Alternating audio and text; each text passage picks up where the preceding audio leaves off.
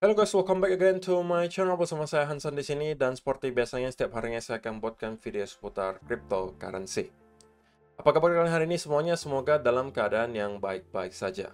Teman-teman, di video hari ini kita kembali akan membahas kira-kira apa nih yang sedang terjadi di Bitcoin secara price action dan kenapa juga menurut saya Bitcoin sepertinya pengen start untuk kembali merangkak naik ke atas untuk short term. Kita bakalan bahas itu semua nanti di chart dan juga ada beberapa data dan berita penting yang menurut saya perlu kalian ketahui untuk hari ini. So, stay tune terus sampai akhir video. Sekarang kita bakalan mulai dari CoinMarketCap terlebih dahulu. Per hari ini, secara global, market cap kripto berada di angka 1,08 triliun dolar atau turun sekitar 1,75%. Nah, di top 10 coin sendiri, kita juga melihat dominan itu berwarna merah, penurunannya ranging antara 0, sekian % hingga kurang lebih 2%. Yang hijau itu cuma ada dua, teman-teman, yaitu adalah Tron dan juga XRP. Sekaligus menjadikan XRP hari ini sebagai top performer dengan kenaikan 3,69% menuju 0,53 dolar. So, itu adalah outlook sementara dari beberapa top coin yang ada. Sekarang kita langsung aja masuk ke beberapa data dan berita terbaru hari ini. Nah, yang pertama teman-teman disampaikan di sini Q3 2023 crown most damaging quarter for crypto amid $700 million losses. Jadi, kuartal 3 tahun 2023 ini teman-teman bisa dinobatkan menjadi salah satu kuartal yang paling buruk gitu untuk dunia kripto soal keamanannya. Kenapa? Karena di kuartal 3 2023 ini ada para investor yang kehilangan secara total ya teman-teman 700 juta dolar dari berbagai insiden. Yang intinya ya kebanyakan pasti dihack lah gitu kan. Kita di sini berinvestasi aset digital, teman-teman. Dan kalau misalnya sudah berbicara digital, ya pasti resiko yang datang adalah biasanya dari hacking. Oke, dan dunia kripto juga tidak terlepas dari resiko tersebut. Sehingga menurut saya ini sekali lagi sangat penting untuk saya selalu remind gitu ya. Saya rutin remind ke teman-teman semua. Menurut saya cara paling baik gitu ya, supaya kalian bisa terhindarkan dari sesuatu yang buruk atau at least meminimalisir lah gitu. Yaitu adalah dengan melakukan diversifikasi ke beberapa tempat. Kalau misalnya kalian investasi di kripto, jangan sampai kalian all in ke salah satu tempat, sepercaya apapun kalian terhadap platform tersebut atau alat tersebut. Menurut saya cara paling baik adalah kalian sebar ke beberapa tempat. Mungkin sebagian ditaruh di cold wallet, sebagiannya lagi taruh di centralized exchange, sebagiannya lagi di decentralized wallet. Dan kalau amit-amit salah satunya bermasalah gitu ya teman-teman, ya at least kalian masih mempunyai aset di beberapa tempat lainnya. Yang harusnya sedikit banyak membuat kalian lega daripada kalian all in semua aset kalian di dalam satu tempat dan kemudian bermasalah rupanya. Atau memang kalian misalnya mau pilih yang paling aman kan cold wallet kok, oke. Kalaupun mau cold wallet, mungkin kalian bisa beli beberapa cold wallet sekaligus. Jadi kalaupun salah satunya bermasalah, kalian masih mempunyai beberapa yang lainnya. Tapi itu saran dari saya teman-teman. Karena bagi saya, kita juga nggak bisa nyalahin para hacker nih. Kenapa? Karena mereka melihat ada kesempatan gitu. Untuk teman-teman misalnya kadang-kadang sembarang connect ke website-website tertentu, ya kan? Yang mungkin belum kalian ketahui asal-usulnya, tapi main langsung connect aja. Ya mereka cuma memanfaatkan kesempatan gitu. Bagi saya, tanggung jawab kita pribadi juga untuk meminimalisir resiko kita menghadapi hal-hal semacam ini. Salah satunya sekali lagi dengan cara melakukan diversifikasi ke beberapa tempat. Ya, saya tidak mendoakan teman-teman untuk melalui hal-hal seperti ini. Saya pribadi pernah, teman-teman. Dan kehilangan nominal yang lumayan.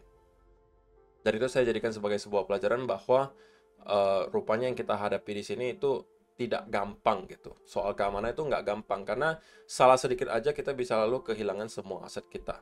Kalau misalnya tidak berhati-hati. Oke, dan total value yang kehilangan dalam kuartal ini saja teman-teman itu 700 juta dolar.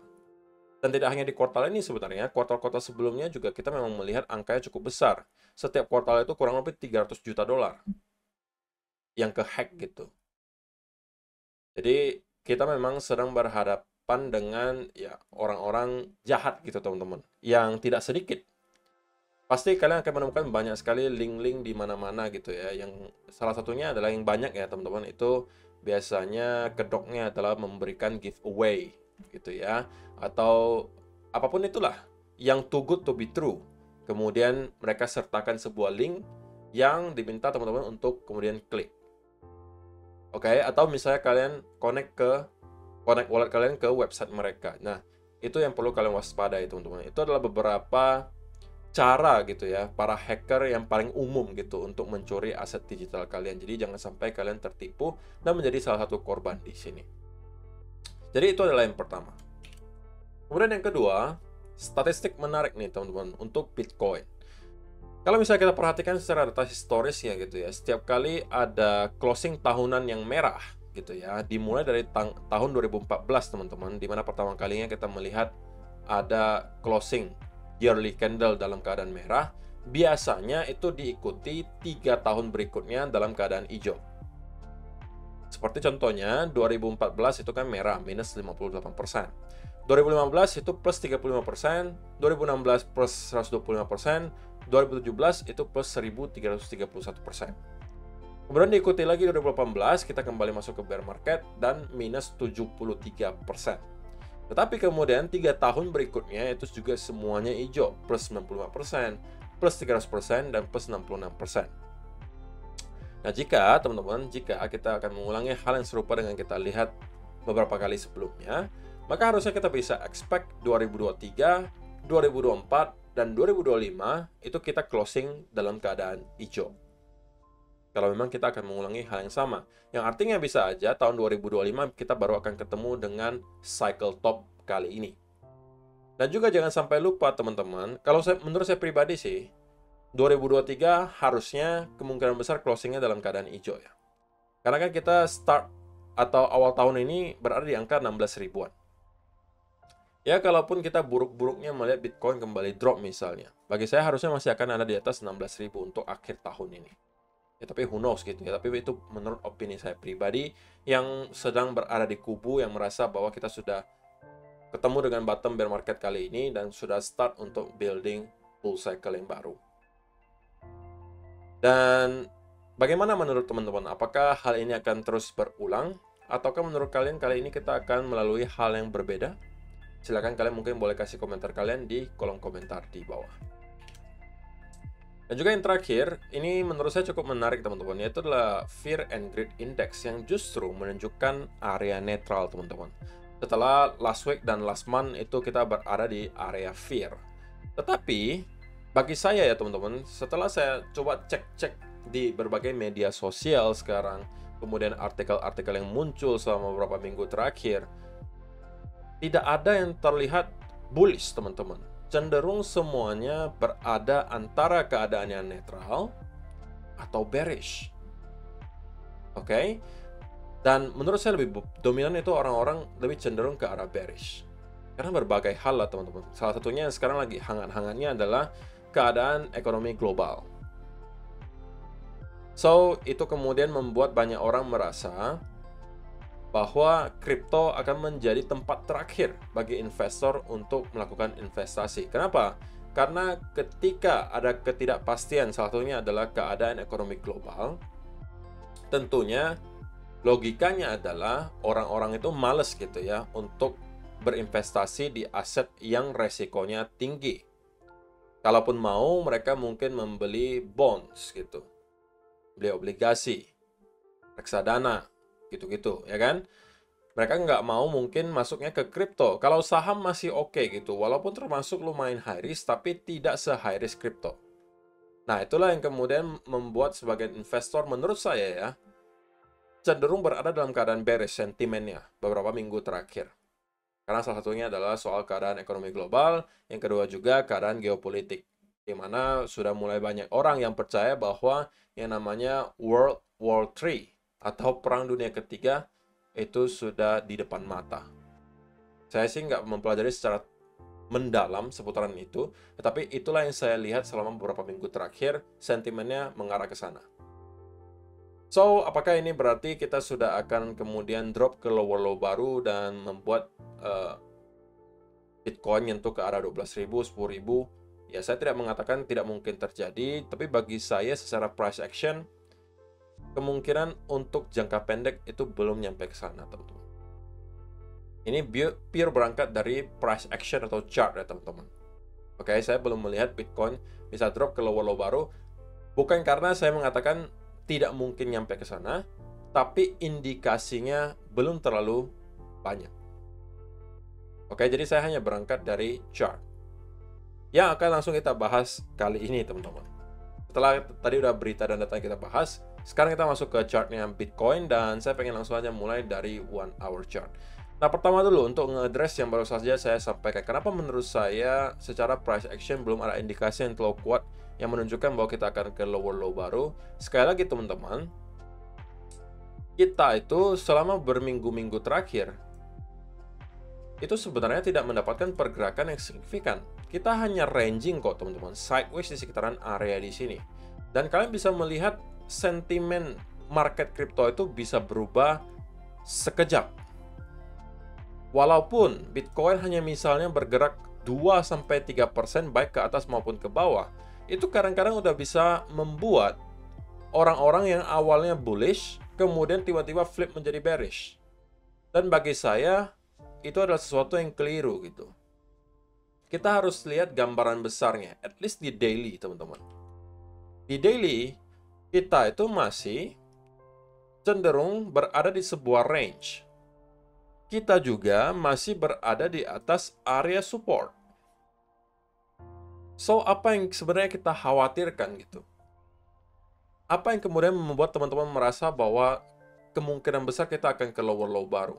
Sekali lagi, bukan saya katakan tidak mungkin hal ini terjadi, tapi untuk sementara indikasinya belum terlalu banyak, teman-teman. Dan saya masih cenderung berada di kubu yang midterm itu bullish. Itu kalau saya. Tidak wajib teman-teman ikuti gitu ya. Jadi selama kita masih berada di sekitaran area range di sini, bagi saya kita ya masih cenderung sideways saja sih teman-teman. Nggak perlu kita terlalu euphoria juga terhadap pergerakan Bitcoin yang cuma 1-2% menurun misalnya dari 24 jam terakhir. Kalian itu terlalu terpatok ke time frame yang terlalu rendah teman-teman. Coba di zoom out, lihat ke daily atau mungkin ke weekly, ya kan? Apa yang bisa kita lihat di weekly? Sama, kita masih cenderung sideways. Kita itu nggak kemana-mana teman-teman selama berbulan-bulan terakhir. Tetapi walaupun kita nggak kemana-mana selama berbulan-bulan terakhir, setiap kali kita mendapatkan ada sedikit pergerakan ke atas maupun ke bawah, itu sudah bisa membuat orang antara menjadi extremely bullish atau sangat optimis. Sebaliknya, ketika kita drop 2-3% atau sampai 5%, membuat orang tiba-tiba over pesimis. Itu yang saya lihat gitu. Padahal ya harganya cuma segitu-segitu saja dari berbulan-bulan terakhir. Kecuali teman-teman kita ada mendapatkan pergerakan misalnya sudah drop sampai 20-30%. Oke. Itu masih cukup make sense bagi teman-teman mungkin untuk flip dari awalnya bullish menjadi bearish. Atau kita naik 20-30% ke atas. Oke, itu masih cukup make sense. Tapi kalau cuma pergerakan 2-3%, kemudian teman-teman tiba-tiba flip dari arah bullish ke bearish, itu menurut saya kalian terlalu terpatok ke time frame yang terlalu kecil. Oke, nah sekarang kita bahas coba dari time frame 1 hour. Apa yang terjadi dan kita lihat di sini. Untuk sementara teman-teman, kita melihat Bitcoin masih mencoba untuk mencari nih, area supportnya di sebelah mana. So, teman-teman, yang kita lihat secara price action di sini, walaupun kita terus mengalami penurunan, tetapi yang kita lihat di sini penurunannya cenderung tidak lagi terlalu impulsif, menandakan bahwa selling pressure sudah sedikit demi sedikit itu berkurang. Terlebih lagi kalau misalnya kalian perhatikan teman-teman, di sini kita mulai melihat adanya rejection. Setiap kali kita menyentuh ke area ini, menunjukkan ada sedikit buying pressure tercipta di sini. Oke, dan untuk sementara, saya masih merasa short term, kita kemungkinan akan melihat Bitcoin mencoba untuk merangkak naik ke atas. Minimal kembali ke beberapa area ini. Pertama di sekitaran area 27.800, area kedua adalah 27.900. Ini adalah kedua area yang kemungkinan bakalan dituju oleh Bitcoin berikutnya. Nah, kemudian kita apakah langsung akan naik dari sini? Ya, belum tentu, teman-teman. Menurut saya, trendan ini akan bisa dimanfaatkan. Kalau ternyata kita mampu jebol di atas area trendan tersebut, saya rasa next target kita akan kemudian nyampe ke area di sini. Ataupun kita akan kembali membuat satu lower low baru, membuat sebuah fake out ke bawah dan kemudian naik ke atas. Nah, kita start untuk kembali minimal nyampe ke area tersebut. Jadi, yang manapun yang terjadi, antara kita langsung naik dari sini atau kita kembali turun sekali lagi baru naik, in the end of the day targetnya adalah menurut saya nyampe ke sini dulu nanti. Oke, baru dari sana kita akan pantau lagi apakah kenaikan yang dihasilkan di sini itu cenderung impulsif ke atas, kemudian menghasilkan bullish continuation pattern. Kalau iya, kita berpotensi membentuk yang namanya V-shape recovery. Tetapi kalau misalnya kenaikannya juga cenderung membentuk seperti corrective move di sini,